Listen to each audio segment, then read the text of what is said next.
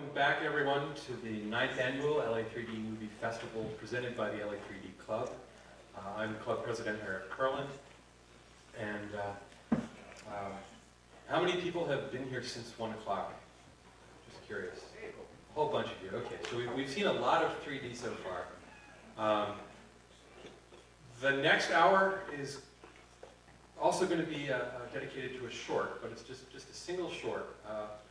Another question, how many of you this last summer went to see Ice Age Continental Drift in theaters? See a couple hands. Okay, so some of you have seen this already. Looks like a lot of you haven't. I had the pleasure to work on a project this year for The Simpsons. It's called Maggie Simpson in the Longest Daycare, and it's a 3D animated short that ran in theaters back in July with Ice Age Continental Drift.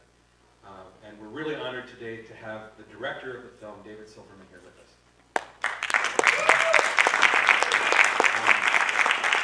David has some really remarkable credits. He was a co-director on Monsters, Inc., and he directed The Simpsons feature several years ago.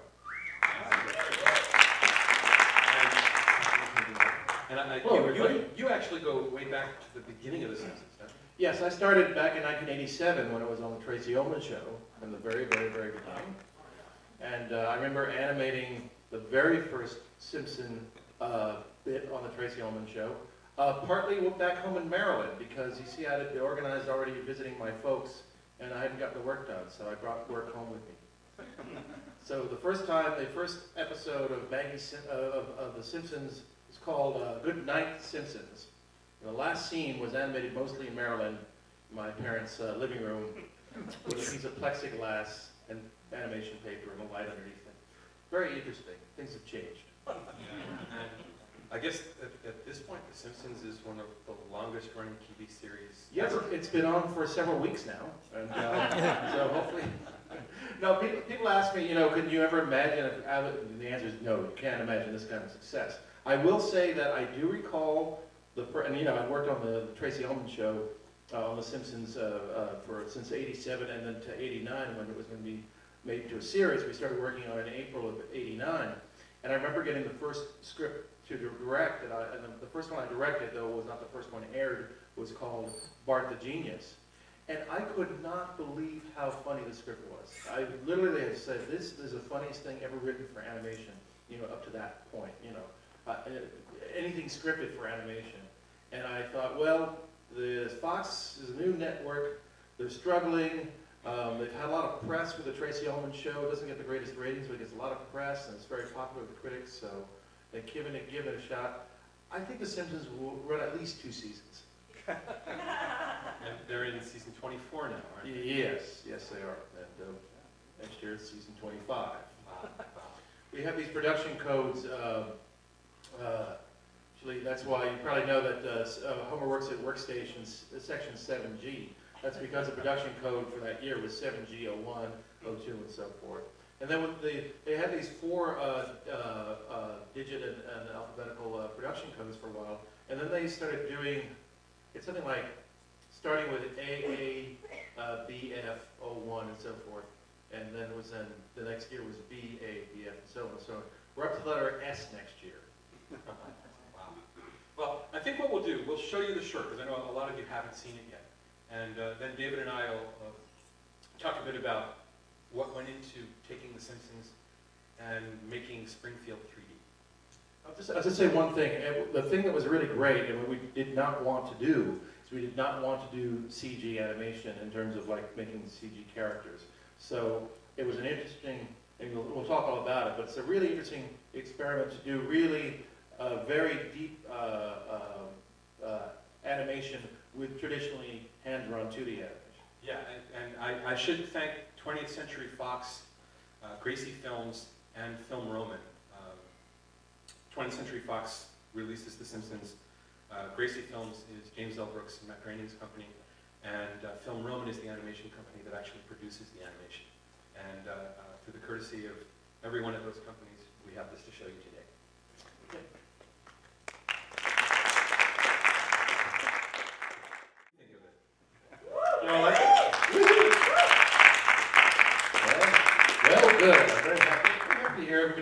when the butterfly seemingly gets squashed.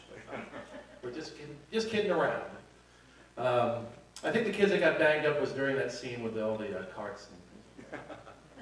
So I actually came into this after it was already in production for the 3D part. So can you talk a little bit about how this idea for a theatrical short came around, and when did the idea for doing it in 3D happen? It basically, I think, started almost 2 years ago. We started doing some experiments with 3D, and I wasn't sure what the idea was for, but and I wasn't as involved. But you worked with Roger on these tests. Yeah. Well, Film Roman 2 years ago. Right. Tom Klein, who's the animation producer at Film Roman, who I worked for years ago in another life when I worked in animation. Tom called me up and said, I understand you're doing some 3D. Could you come in for a day or two and just show one of our guys how you would do it? So I spent 2 days with Roger, who was the editor on this project, and did a lot of the 3D work as well. You started working, because, and so that was like, so jumping onto that was about like 2 years ago. We took existing footage and just was experimenting with 3D, and we were very pleased with the results. And then in 2011, I got this request from everybody, and we got into a room, and we were pitching ideas for a short, and we ended up with Maggie, and we ended up thinking about it being silent, and they just kind of pitching ideas around me, and they looked at me and said, okay, put it together. I'm like, okay, what? What do you mean put it together? Because usually, they're pretty tightly scripted, but this was pretty much loose. So I did. I came up with a storyboard and a story reel, and I presented like half of it to them, and they seemed to like it. And then when the whole thing was finished, it wasn't quite what Jim Brooks and Matt were not quite happy with it. So the idea got kind of put on hold. We were talking a little bit about it in 3D, but that wasn't the main thrust. The thrust was making a great story, making it funny and meaningful and so forth. A lot of the ideas were there. There was the Maggie going to the daycare center. A lot of the things like Maggie, Marge leaving and walking away and all that sort of stuff, and the butterfly, and the one-eyebrow baby, the smashing the butterflies against the wall, and all that. All these elements were in that. The ending wasn't quite the same thing. It was still like a switcheroo that the butterfly was on Maggie's forehead. But needless to say, it was basically put on the shelf, and that was in June of 2011. I kind of sort of forgot all about it. Occasionally, I'd hear from Richard Reyes, the producer of the show, and he would say, "We're going to try it again." I said, "Okay, fine." At the beginning of this year, 2012, they said, "We're going to give it another shot." And I said, "Okay, I'm ready." Then I didn't hear anything. So then I forgot all about it. And so starting at March 1st, we had a meeting on a Thursday. We all got together, and the names you saw, the writers, we got in the room and we talked about, we showed the earlier version, I believe, and then we talked some other ideas, and this and that, and fixing this and so forth. It was kind of a casual meeting. And then they all looked at me and said, "Okay, you got all that?" I'm like, "What?" They said, "Well, we want to get, how long would it take you to do a storyboard on that?" And I said, well, 2 weeks. And they said, "No, it's going to be faster than that." Okay, fine. So we started immediately. I had people who you saw in the credits helping me, Eric Tran and Ben Lane, and I think maybe Brad Abelson kind of helped with me. I was able to cannibalize about 40% of what we've done, or maybe even more, like 50% of what we had done before. And I got a storyboard together, a story reel together, in 10 days, basically. And I showed it to Al Jean, and he liked it, had a couple of notes. And then I showed it to Jim Brooks, James L. Brooks, running Tracy Films. And on my birthday, on March 15th, I'll never forget it. And he said a very interesting thing after I showed it to him. He said, "It's fine, let's do it." I said, "Really? No notes?" "No notes." And that's the first time that has ever happened, with Jim. So, very nice birthday gift. And I said, "Okay, we're ready." And then we waited for about another week or 11 days to try to figure out, well, where's the budget going to come from? And then, so basically we started at the end of March of this year and we got it done at the end of May. Yes, yes. Okay, so I didn't miss all that much, actually. No. Sort of, because I came in early April, Yeah. and we delivered it to Fox like June 1st. Yeah, we had a very fast production schedule. I don't know how we got it done, except I will say one thing. There are a couple of things that I had done either out of instinct or just, I think mostly of instinct, but I kept the character interaction fairly minimal. I mean, fortunately, the way the story was told, many scenes are just Maggie, not too many additional characters. Many scenes are just Maggie and the one-eyed-brown baby, like two characters, almost like a standard Warner Brothers cartoon setup. And the reason why they were able to make, a Warner Brothers cartoons in 6 weeks back then, is they kept the character count down low. It'd be like, two characters, Bugs Bunny and Elmer, Roadrunner the Coyote, so forth. So we managed to get it done. We had a very interesting production schedule in the sense that, see, the hardest part about it was not the animating per se, which was mostly done here at Film Roman. But many things were like fully animated here. Yeah, maybe we should explain just a little bit. The regular Simpsons production pipeline over at Film Roman Animation, they'll animate it here, and then it gets sent to a contracting company in Korea. And in Korea, they do all of the in-betweening and the cleanup and so forth. Yeah, and the compositing the painting and compositing the images together. And then typically on a Simpsons project, that gets sent back and gets edited. And some of the more complicated moves we do here, and then fixing details and so forth, and adding effects and so on. So they didn't want to modify the pipeline. They just wanted to figure out ways to take the way they always do The Simpsons and fit 3D shoehorned into it somewhere. And that's I guess where I got called. Right, and the biggest thing that you were being a consultant on, and this is where normal cleanup is just normal cleanup, but for 3D, a lot of separation, and that's what you started. Yeah, we the team of compositors who typically, when all these pieces come back in, make sure that all the layers are in the right places and put them together. We actually ended up recruiting them to break everything apart into pieces. And we've come up with these lists of like, okay, we need the eyes separated, we need the nose, we need ears, take Maggie's hair and do that to us on another layer. And the great thing is because all of this comes back as vector art, it's actually relatively easy for them to go in and pick sections of it and render that as just Maggie's hair, just Maggie's head, just Maggie's arm.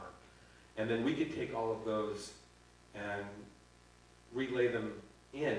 And I should give credit to Ray Zone here, because Ray basically taught me how he had been doing it with comic books, and that's what I brought in and treated The Simpsons that way. What we would do, and they were able to do it in Korea. Our friends in Korea, they would separate it like you're saying. You'd have Maggie's head, you'd have her arm, in some cases her back arm and her forearm and her hand be separated. Usually the eyes and the nose, the two eyes and the nose were on one level. We had talked at one point of having the eye and the nose and the other eye, but we decided not to go that far.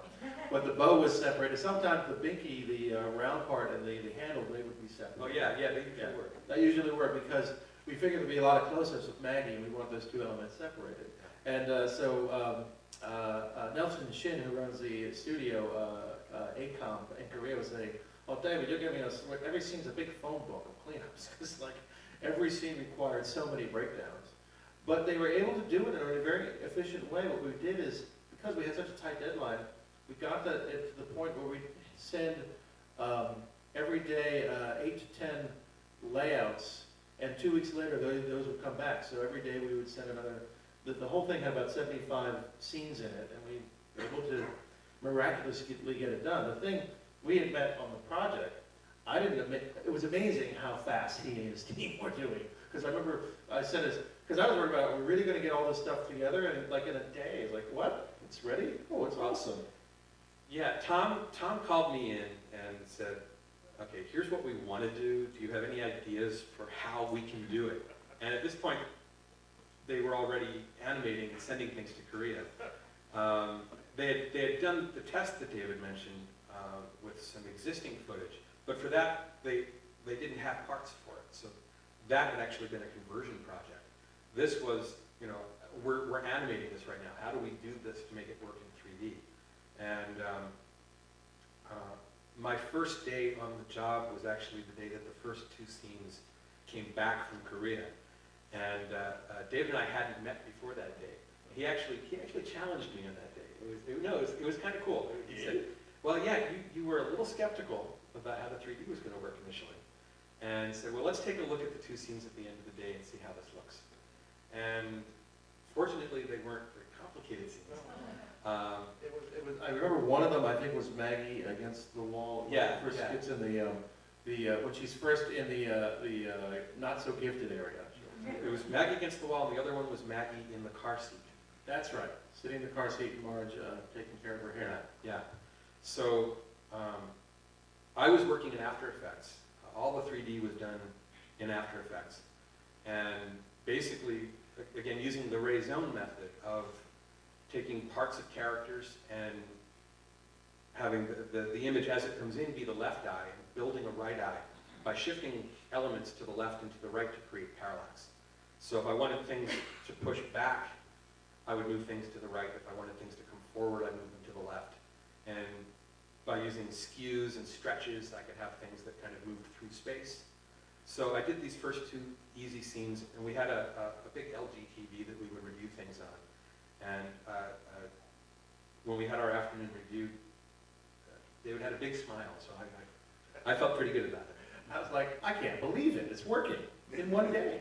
You know, so I knew that we had it. I was convinced we had it. I knew we had some very complex scenes to get to, but it didn't faze you.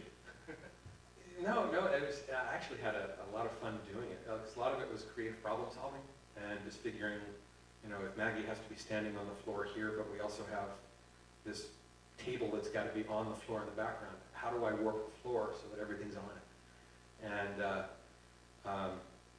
And we had some really great guys working with us.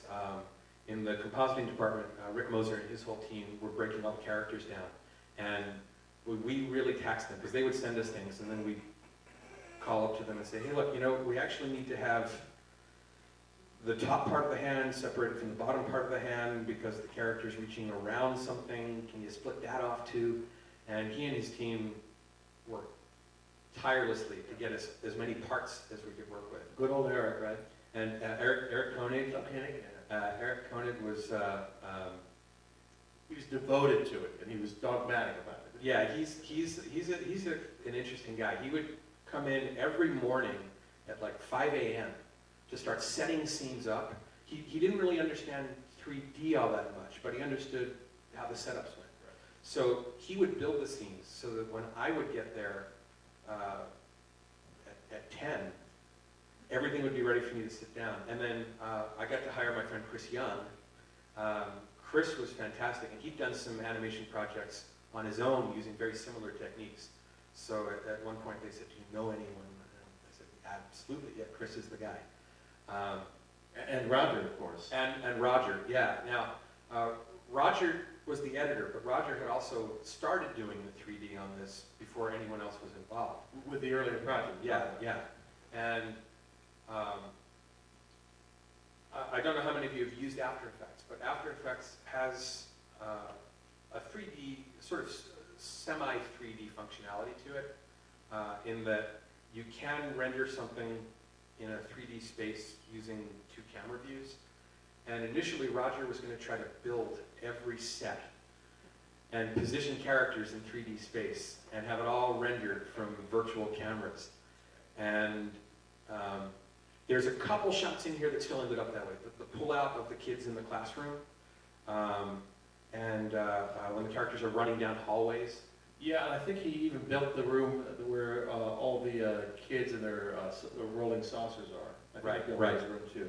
And that, which worked out very well for those scenes. It made them go very fast. In fact, yeah, because those scenes, remember, they were surface mapped. Yeah. Dima, our art director, Dima, painted just flats for those scenes and everything, like all the tables and all that were kind of painted on like that. But we ended up discovering that that was actually kind of taking the time to build what you'd need for every shot was going to be a lot longer process than we had with our production deadlines. And using the comic book shift method actually ended up being a really practical way to take the existing artwork and just make it work. Yeah, and in many respects, I think it worked out advantageous for using both pieces, because we mostly did the comic book way, the raison method, and then we did this as well for moving backgrounds, with a big pull-out, which seemed to be the most practical way of doing that. And the pop-up book. And the pop-up book. That pop-up book worked out that well, worked that way. And the other thing too is that because at Saucer Scene there were so many shots with that set, and there were a couple of kind of very dynamic shots with it, again, it was advantageous for us to build that room. But yeah, for the most part, it was that. And actually, you know, it was funny. We did one guy, I forgot what Steve, what was his last name? Yeah. He built the pop-up book set, and I think he just built that in After Effects. The pop-up book was built out of flat elements in After Effects, Right. and then rendered with the After Effects stereo camera. Yeah. And yeah, Steve and I sat down and figured out what should the virtual interact skill between the lenses be to get the right amount of depth on the pop-up book. Steve also did the lice cloud. Right. That was great fun. The lice cloud started out with one lice coming towards camera, and then Jim and Matt loved it so much that it just like, give us as many as you can. So we did 13 different versions. I got to go to a couple meetings with Jim and Matt and the writing crew, and Matt sat there watching it, and his comment was more lice. More lice. Everything should have lice. More lice here, more lice. We did one, with the one that we really wanted, it was actually the one we liked the most was the one that got in there. Yeah. I would say. And we even bracketed it with one that wasn't quite as, and one that was absurdly pushed out and distorted. But they went for the one that. Yeah, they actually ended up agreeing, with the one we liked. So I should open it up to questions from the audience. Well, for the, I'm real familiar with the raison method because I've watched them do it many times. And it's interesting to now see it being done for this, which is totally appropriate. So one question would be,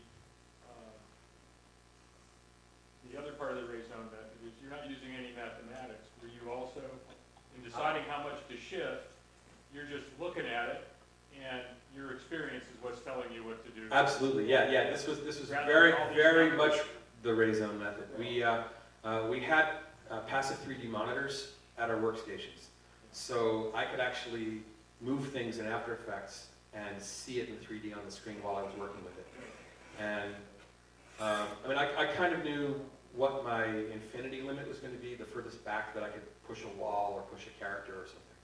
And then I just manipulated things until I had everything where I wanted them in space. And David was actually great about it. He would sometimes come into the room and just sit behind me and watch, and basically let me make my judgments on where I wanted things to be. So it was really nice. My approach was to always let them make the judgment, and then see what I felt about it. Then I would adjust whatever I wanted. But then I would always say, well, what do you think? You know, if we do that, do you want to push it further? And I would ask them. I would always say, do we want to push that further, or can we push it further? The other thing too is I had my taste in 3D. This is the first time I worked in 3D, but really is about the screen as a proscenium stage, and the action rests behind the screen. I mean, it just makes sense to me. That's how it should be. And yes, occasionally things bulge out, for whatever cheap shots you want to do, like the lice and all that. And the one shot that I want the bulging out is when we push into Baby Gerald and he hits the hammer in his hand like that. I wanted that to kind of come out a little bit. But anytime if we pan anything, I wanted everything behind the frame, the square, because I didn't want that weird sort of bulging out. Right, yeah, and because we had a very short amount of production time, and I knew we weren't going to have any post time to go in and do depth grading after the fact, We kind of worked it out so that whatever the closest character or object to the camera would be the thing at or just behind screenplay. And Kind of like 3D still photography. yeah, very much like 3D still photography. And what that actually ended up doing, and I think watching it again, because I haven't seen this since last summer, so watching it again, I'm actually really pleased at how smoothly the cuts ended up working. Yeah, that was the thing I was mostly concerned about, is how jarring will the cuts be, and I know that you probably don't want to cut as fast as you do in 3D as you do in normal film, but it didn't interfere with anything I wanted to do directorially, making the cartoon. I made no conscious adjustment that I could think of. The other thing that was great is a couple things. As I say, I always like, well, it looks good to me. What do you think, Eric? It's like, and Eric's like, well, I could fix this and that. And fix this and that. It ain't fun. It's not done yet. Yeah, I remember one day, toward the end of production, we had the school in the background of the shot, and David was ready to sign off on it. I said, I could make the school have a little bit more depth on it. And I was like, oh, could you? Because I actually wanted that, and I was sort of like, well, I don't want to tax the system. That was sort of my, I was conscious of what we were against, but when he said that, I was like so happy, and it was amazing how fast you did it. But that was actually an easy one to do, because the school had flat walls and going into a corner. And That's true. well, the great thing in animation, particularly in the way that The Simpsons is done, everything is drawn with these really interesting perspectives. So that gave me some really solid guidelines for what the relationships were going to be. That, and because the characters all have these split shadows on them, that also helped a lot with being able to give these flat drawn characters a little more of a roundness to them. Yeah, it was amazing how much he was able to achieve, he and his team, in terms of like rounding the characters with just like a large head in the foreground. Really, really helped out, so we didn't get these, sort of gigantic flat spaces of yellow.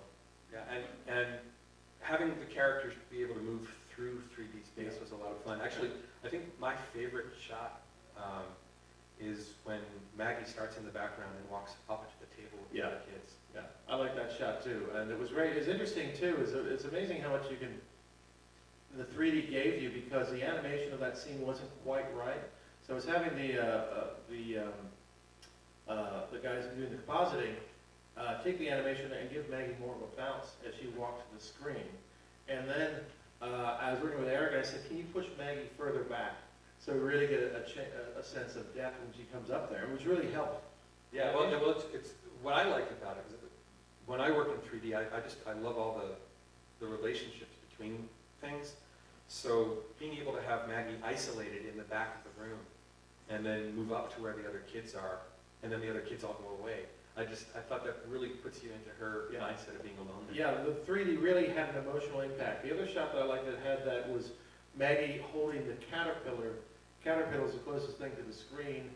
So and then your attention is on Maggie's, and her eyes shifting and smiling at the caterpillar. And then Gerald comes in from behind her in the third plane, and then your attention shifts to the plane back here. That was a really great shot. So while you were making it, you were looking at it on the LG screen. Yeah. And did you ever get to watch dailies on a full-size screen, or was it? There were a couple times that we got to go down to the Fox lot and watch it with the producers in a screening room down at Fox. And actually, yeah, it was kind of interesting. We had, I guess, 2 big meetings down there to watch it in 3D. And the first one, Hans Zimmer did the score, and it was the first time he was seeing it. It was the first time that the producers were actually seeing it in 3D. And at that point, we had maybe a third to a half of it. About half of it. Actually more than I think they were expecting. So the meeting went very well. So yeah, so that was the meeting where the notes for the 3D were essentially more lice. And any more depth that we could do. The thing by the way, my other favorite shot, I think, is the shot where Marge is leaving and receding into the distance. Yeah, that's kind of amazing, because it doesn't actually look like it's completely. It's almost like a surrealist painting. Yeah. Oh yeah. That was a really fun one to do, because I had to create a displacement map that would kind of twist the floor. Right. Because it was all drawn with a false perspective. Yeah, I like drawing those sort of, that's sort of part of my style. I guess it's sort of very, as you say, surrealist influence. I like drawing very distorted backgrounds. I had done this drawing. He said I like that sort of twisted space and wanted Marge to really recede, you know, the emotional aspect. Mom is leaving me alone. It's this weird, distorted space. And it was amazing that you were able to do it. Well, what was really great about that shot, the thing that made it work, and the two things that informed me as to how the depth was going to happen was Marge's feet had to remain in contact with the floor all the way from foreground to when she passes through the door. That, and when she gets to the door, her hair has to hit the top. So that kind of helped me with how the scale had to be as she moved back through the space. And I just made sure that her feet planted and that by the time she got to the door, she was the right height. And fortunately, After Effects was good enough to do a lot of the depth in between for me. So That was one thing. That was one big note that Matt gave me. Because originally I just had Marge leaving out the door, and Matt said you should have her hair get like kind of caught or like pushed down by the door frame. I said, okay, all right. And I was a little concerned because I thought this is going to be a big emotional moment, but no, he was right. It's great. You get both. You get the emotional moment. You get the laugh. And not only that, it came down to when we were spotting sound effects, and we needed a sound effect for her leaving the door. I did the Foley for that too, because I just said, oh, let's just get a ruler. You go, and it worked out. It gets a laugh every time.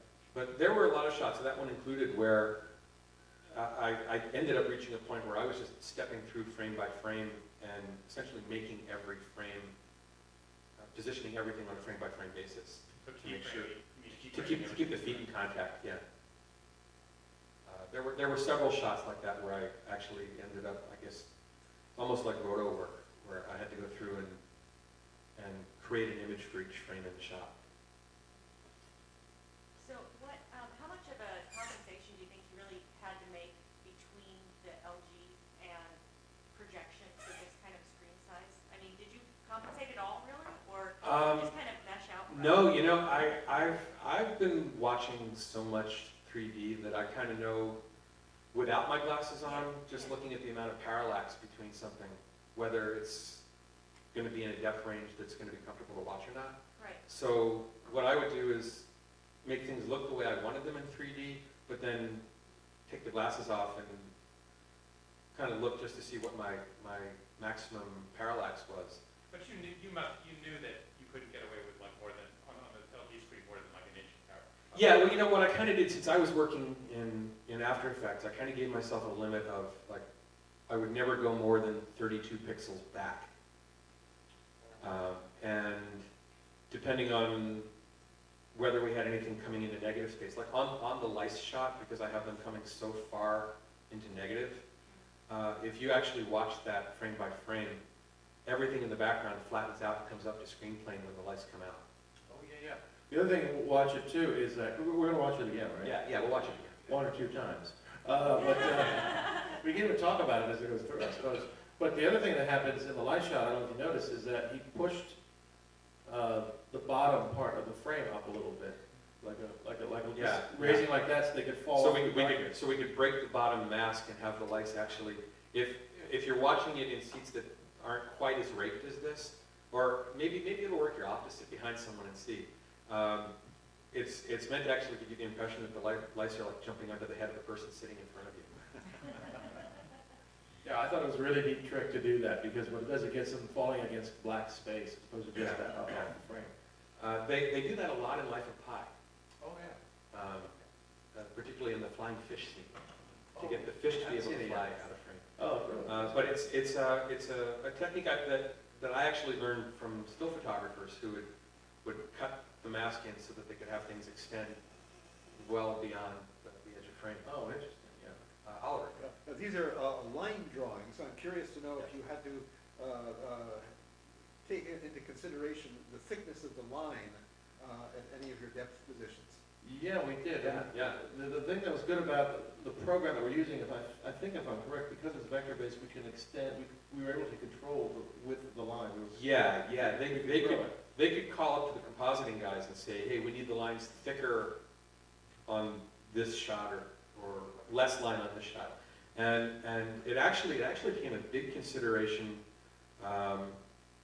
for like Maggie's eyes, having them seem the same scale from shot to shot. Right, and then I remember I had to go through a lot, and we all had to go through a lot of compositors and change, fix Maggie's pupil size. They were coming in the wrong size for some reason, but, which is a sort of different but related. Yeah, it was a consideration.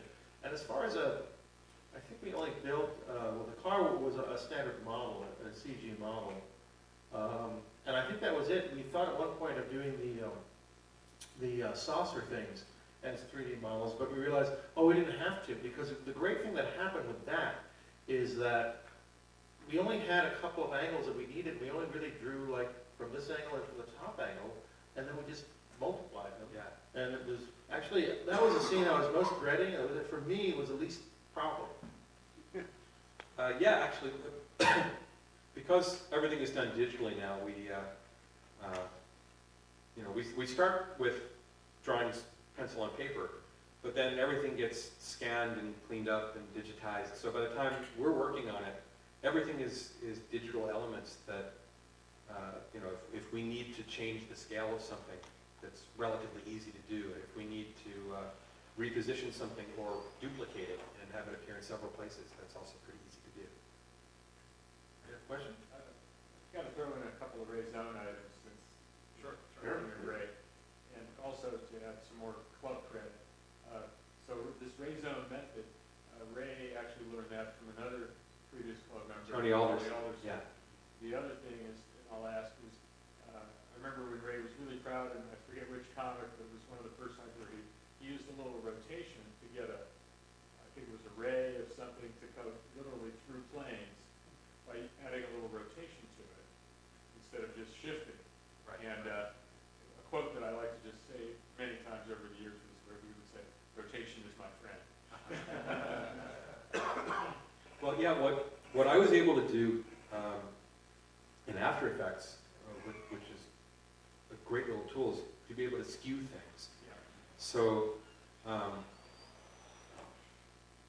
basically, if I have something that's vertical in one frame and I skew it Makes for the other eye, lead through the then things planes. would lean through the plane. Exactly. Yeah. And along the same lines, if I had something, I could stretch it horizontally so that one part of it would come forward, one side of it would come forward or go back. Yeah. And then by combining skews with stretches, I could have things tilt in just about any angle I needed. Then the other tool in After Effects that was really, really great to use were displacement maps. What displacement maps do is they let you take a grayscale from white to black and basically define how far to shift pixels based on what shade of gray that pixel falls on. So if I wanted to have a floor that skewed backwards and then met the corners of the walls, I could take an outline of that floor and create a gradation that went from white to black into the corner, and then apply that to the floor, and it would manipulate the floor into that shape. So I used those displacement maps a lot. In fact, for a lot of the character rounding, I would take a displacement map of a blurred out black and white version of the character and apply that back onto them so that would give the character a little bit of a roundness to it. Basically, their edge pixels would stay in the same place, and the more you got to the center of them, the more the pixels would shift over. How much did you have to deal with edge violations or things like that? We really didn't. Since it was The only time that it was a concern was on the lice shop, Right. and because we had, once we went to a big cloud of lice, they were everywhere. So what I ended up doing was wrapping the lice onto a cone, just sort of a cone shape that was also a displacement map, so that as the lice come forward, only the ones to the center of the screen come out as far. The ones closer to the edges or pushed back. Yeah, and they never violated the edge. Yeah. Or I try to give all the action. I mean, I learned the rules the rules weren't very many. I learned very carefully about, so I kept anything falling, from either top to bottom, and the size I never violated. Everything in the pan, I made sure that, like, when Maggie came across, she was behind the plane. Yeah. Because, that's the way I want it anyhow. So it wasn't a problem. Yeah, and then what we did, because we had pixel control over everything, so when we had shots like the kids at the table, and it's an over-the-shoulder shot, we just set it up so that the kid's head, which is at the edge of frame, is at screen plane. And it was real easy to set the frame up that way. And if we wanted to have something coming forward, we could just skew it out a little bit as it came into frame. So edge violations really weren't an issue. Yeah, there's a scene at the beginning where a butterfly comes by past Maggie, and it does push out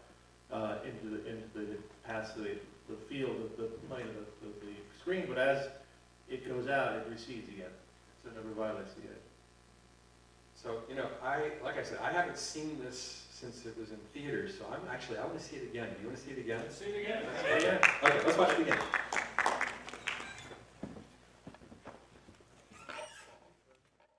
Conscious film reference I had in it, for those who remember the French Connection, when the French Connection, the French drug smuggler was in the subway waving bye-bye to Gene Hackman. That was the baby game.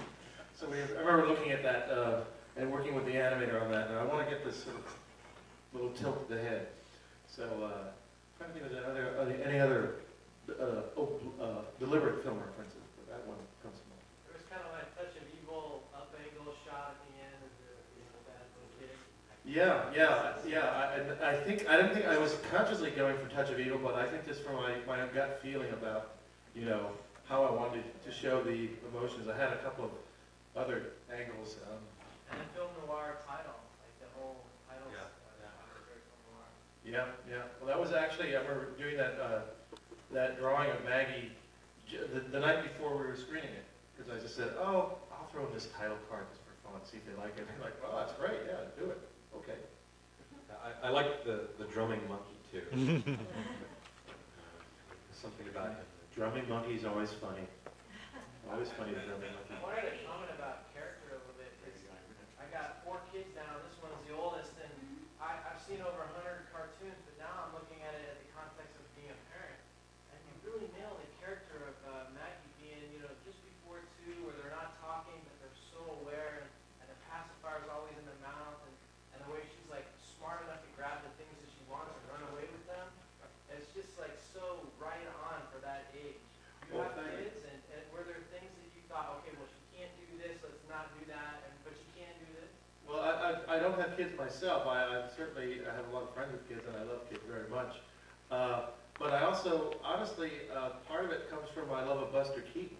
And I think in many ways, now that I think about it, Buster Keaton is sort of like that sort of inquisitive child, and so, no, it worked out. No, I thought it from a terms of a children's point of view of what they do. But also kids react that way. They react a lot with, like, there's no visible expression on their face, but they're just taking it in, processing, okay, how about if I did this? Ow, that hurts. Okay.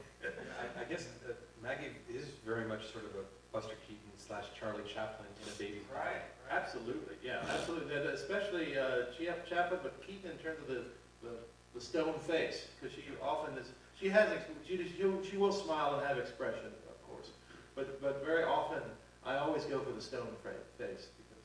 Well, and she's also often the smartest one in the room. Yes, exactly. She knows enough to protect the caterpillar, and she knows enough to try and salvage that butterfly, and the whole story hinges on that, and that's her character and stuff. So I thought it was really cool how, you just like nailed the age so well with that. That's great to hear. Thanks. The other thing too, I was so, and when I look back on it, well, there's no reason why I should have been that worried about it. But I was thinking, oh gee, everybody's going to know that the butterflies are her bow, so I got to take precautions. You see it one time going forward, the second time, yeah, you make me notice. Yeah. My hope was the second time going forward that within cartoon logic you would buy it. That actually it is possible that it happened. But we tried not to cheat. In fact, what I did is there was a model of her bow before it's the butterflies, and there's a model afterwards where it looks like her bow is maybe slightly disheveled because you can see the bow behind it, and that was intentional. Prior to that, the only time you saw that before is when her hair is being straightened up, her bow is being straightened up. Yeah, I remember we actually had to, you had Roger go in, when the blinds fall on the butterfly, you had him cut it just a little bit faster so you don't have enough time to look and see whether it's the bow or the butterfly. Yeah, if you look at it frame by frame, it is clearly the bow. I didn't do any cheats on that. I made sure that, we weren't lying. So, but the first time you see it, well, you wouldn't think anyhow because you weren't expecting a switch or anything. Well, and everyone here gasped. So you weren't gasping because you thought the blinds fell on the bow. I also love that scene with the baby walkers, and it's kind of like the Frogger, you gotta get. Oh, yeah. It's not really hard to get going right in 3D with all that. That- That overhead shot took Roger forever. Yeah, he spent the most amount of time. That was a really difficult shot for him, and but he was like always determined that he was going to get it. That shot, the shots that took the longest. The first shot was always problematic. The very shot one going over the hill. Well, all these different. that first shot had so many layers in it. We actually, funny story about that shot. The car comes over the hill, drives past all the trees, and pulls up in front of the school. And then widens out again. So it was like 3 different parts to it.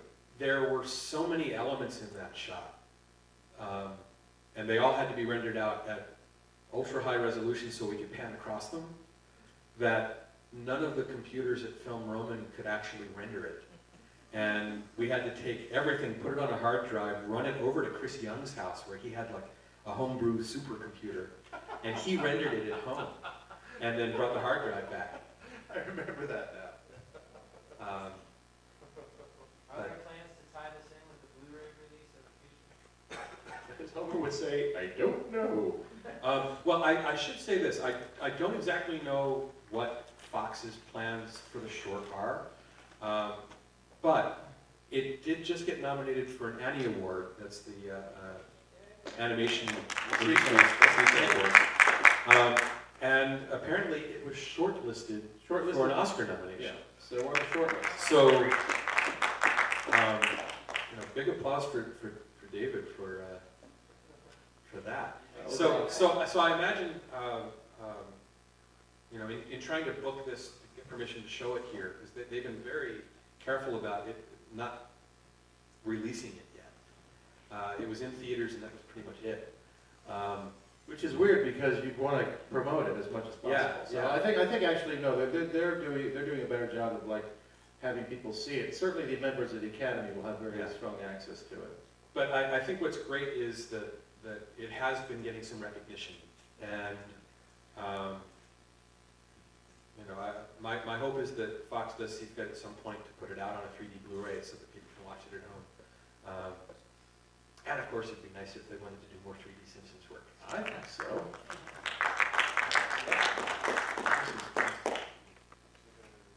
Yeah. We have a couple more minutes. David has somewhere he's got to go after this, but I think we have time for two more questions. Oh, it was great. It was really terrific. Hans came in, very strong ideas about it, and he worked with, what's the name of the other composer? Danny Elfman. No, not Danny Elfman. He had some. Danny Elfman had a credit just because it was easier that way. Yeah, There was no music used from the Simpsons title theme, but we just always say Simpsons title theme, Danny Elfman, just in case there's any confusion. But no, it was James Dooley. James Dooley was sort of like the chief. Hans works with a team, a team of composers. Right. And James Dooley was like the lead guy, and so I worked with him, and it was great. It was great. I only had the first time through I thought this and that and the other thing. I didn't want to overdo it, but no, it was great. But actually, the funnest part I had, I went to the. I played the tuba, and I always love going to see the musicians record. And I went to see the brass recording, and sure enough, my friend Alex Isles, who I knew, we went to UCLA, we were in marching band together. He's a phenomenal trombonist, and he was on the recording date. So, That was very cool, and, yeah, so, the main thing I did was, I sort of came up with a Pagliacci idea, and sort of sculpted that scene together. And I used a temp piece of music, that the only one I could find, I found this sort of opera karaoke piece, recorded by some orchestra, I guess in Czechoslovakia.